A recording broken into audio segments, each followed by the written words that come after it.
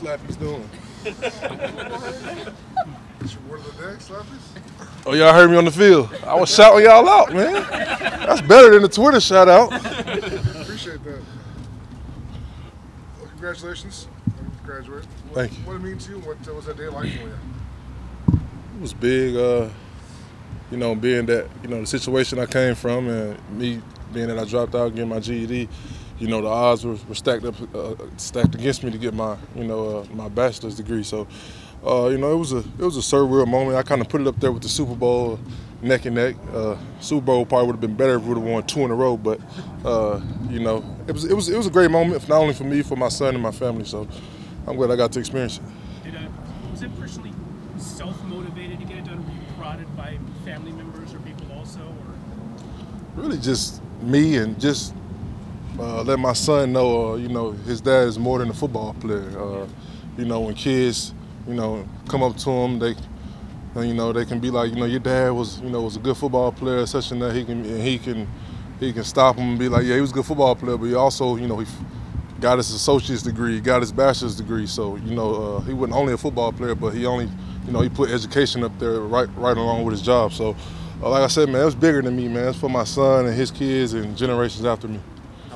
How long have you been working on it? How many classes did you have to do to be able to? I had, well, I actually had like 12 hours, but they did, you know, since West Virginia loved me so much, you know, they did somewhere I just wrote a portfolio and then I had to go out and do community work. That's how I actually started getting into community work, because I had to go out and do it for my degree and I actually liked it. So that's when I was like, dang, I actually kind of like doing this. So that's when I really got into it, going into community and, you know, feeding the homeless and stuff like that. So.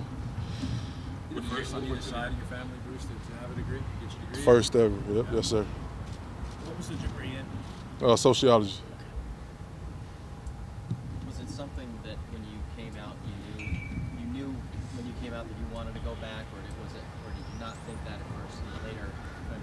I mean, when I came out, my first check was $2.5 million. So, you know, I wasn't thinking about going back to West Virginia after that. You know, but you know, as I grown, you know, like I said, had a son. It just became more and more important to me each year. You know, like I said, that's one thing they can't take from me. You know, they can take this football stuff from me, they can take everything else, but you know, that degree, that's forever. I'll always be a college graduate of you know, West Virginia University. So you know, that's big. How old is your son? He's 4. He'll be 5 June 13th. Old enough to remember, probably. Oh yeah, he definitely you know, he talked like a 12-year-old. You know, these kids nowadays, they get a hold of these iPads and stuff like that. You know, they be 4 or 5 years old going on 23. So you know, he's a smart kid, and I'm just, you know, everything I do is for him. Probably life tweeting the whole graduation. Oh yeah, it was. You know, I'm trying to lay off the Twitter though. Trying to lay off Twitter a little bit. You could have live tweeted being a defensive end now. What would you be saying out there? It seems like you're having a lot of fun just being able to put your head down in the dirt and see ball chasing. I'm just having fun getting back football, period. You know, anybody know me, they know. You ask anybody in the locker room, they know I talk smack. That's what I do. You know, there's no hard feelings, but, you know, you're going to hear me, you know. So, you know, the transition from linebacker to end has been very, very smooth. It seems like defensive end is more natural to me. You know, it's a lot of going forward and reacting. It's instead of me dropping the coverage, having to know on receiver routes and, you know, stuff like that. I think defensive end is a more natural fit and gets me going and reacting more instead of thinking and, you know, covering people. You been able to bounce anything off Khalil yet? No, I ain't talked to my man, you know. I miss him though. You know, that situation is, you know, I never speak on another man's situation. That's him, and you know, I wish him nothing but the best. But you know, I gotta get these guys who's here ready. You know, Arden Key, Maurice Hurts, you know, PJ, all those guys. Those you know, those guys gonna be important for us, and you know, that Khalil situation, that'll take care of itself. But you know, for me, it's my job to get these guys ready and get us ready for, you know, Los Angeles Rams. Those guys all talked about how you talked to them at rookie minicamp. They talked about how important it was to hear from you, and you sort of told them what it was like to be a pro and things like that. What do you see from them, and what sort of leader are you to those young guys on the line? Like I said, we need them. I mean, I don't know if y'all watch same football I've been watching, but the last 2 years we've been dead last in sacks. So we need those guys. For me coming here, I'm in a different situation. I'm a leader now. And, guys look up to me. Guys look up to me. If we got 10 reps in the weight room, guys are looking if I do 7 or 8, or if I'm doing the whole 10. That's big. So I got to carry myself different. I got to talk different. I got to motivate different. So. I'm in a great situation, man. I wouldn't ask for no other place to be. We got a great group of guys, great defense, great new assistants, and things are really going good, and I can't wait to get it started, during the season. What's been your observation on this, the coaching staff and the energy they brought, the systems of football that you knew? Have y'all seen John Gruden? Yeah. So that's stuff. First time we got to watch a whole practice today, we get kicked out. What you see is what you get, man. Rah-rah guy. I never seen a person's face stay red for 7 periods in practice. The whole practice he was just red. So, he's a great motivator, man. The biggest thing for me that I got out of him, the guy's been out for 8 or 9 years, and back when he was coaching, it was the old CBA. Tour days were allowed. Yeah. Tackling at OTAs were allowed then. So, I think the biggest thing. Was for him to adjust, adjust to guys, because it's millennial babies now. It's not like older guys no more. Guys, and I'm not talking down on nobody, but football is different now. Yeah. So I think he's done a great job of adjusting to the new CBA and taking care of his guys, and letting his leaders control the locker room. 2 more guys. What about you? How have you adjusted to his in-your-face, red-face manner of coaching? He talks shit like I talk shit, so we get along. We got a great relationship. He speak his mind, I speak my mind. I come to work, he come to work.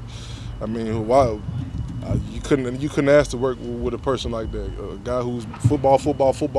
That's all it's about, winning in football. That's the type of culture you want in the building. As a Super Bowl champion, someone who's been in this league for a while, your experience in the league is enough where you can reach young players, be that leader that you talked about. Mm-hmm. Your journey to the NFL.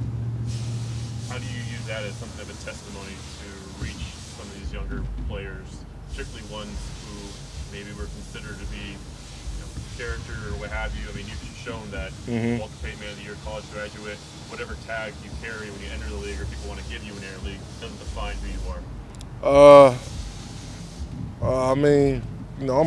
I was always a guy who I had to get burnt a couple times to learn. And that didn't change when I got in the league. I had the suspension. I got locked up 2 weeks before the draft, and I got the suspension.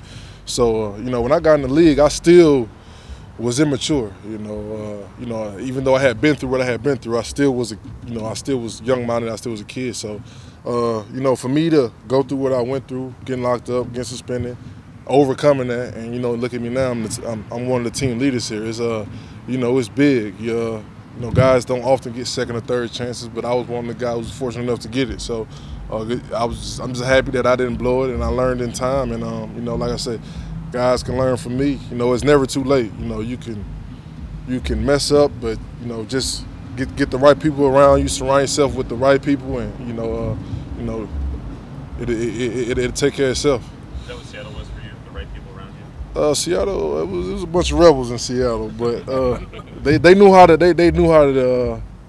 tame us. One thing about us in Seattle was, guys come to work every day. It was football season. It wasn't no clubs. It wasn't nothing. It was we coming to work and we're going home with our family, and we waking up and we coming back to work in the morning to try to reach our goals. So that's kind of the culture we're trying to install here, and I think it's on the way. Real quick, Bruce, what have you seen from the young rookie tackles, Colton Miller and Brandon Parker? I don't know how much you went up against them today, but just what you've seen, first impressions.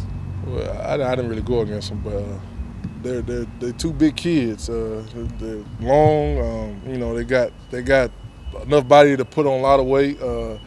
Brandon is athletic. I watch film on him, and Colton is athletic also. So, they got 2 great guys to learn from in Breno and D Penn. So, we really, depending on those guys, we're going to need those guys also. So, I wish them luck, and I'm going to try to wear their ass out in practice. Thank you, guys. Congratulations.